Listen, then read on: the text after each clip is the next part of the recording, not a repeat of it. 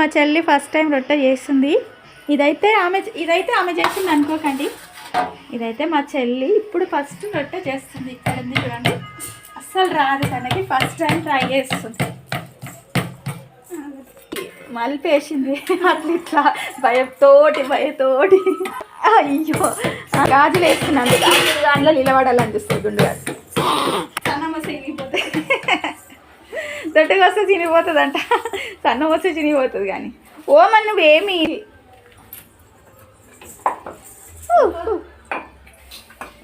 రొట్టెలు పాలు లేచి ఇప్పుడే మళ్ళీ తిప్పుతారా అండి రొట్టెలు?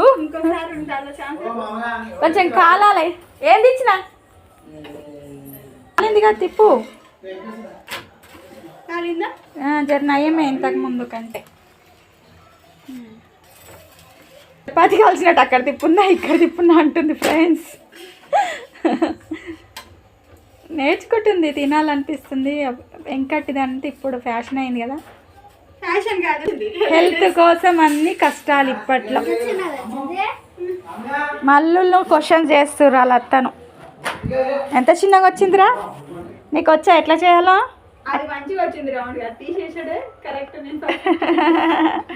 అయితే నువ్వు చేసింది ఇది అమ్మ చేసింది, మళ్ళీ ఏంటి తవ్వుతి తీ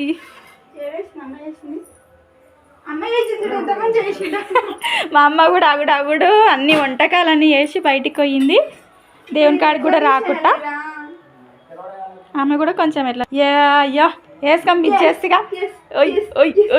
ఒక్క రొట్టె వల్ల వేసి చిన్న బిల్ల వేసి సంతోషపడుతుంది.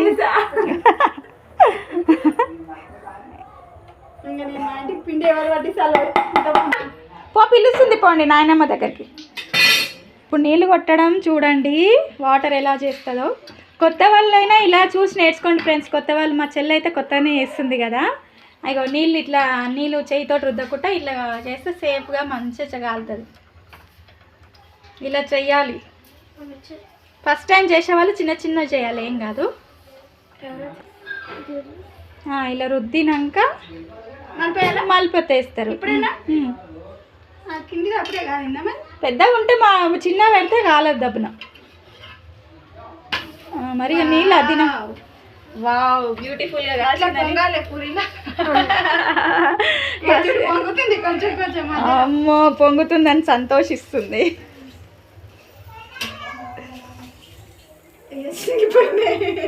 అప్పుడే మరి ఎందుకు చిరిగిపోయింది, అప్పుడే ఎందుకంటే కొంచెం జూమ్ చేయి, నువ్వు జరుగురా.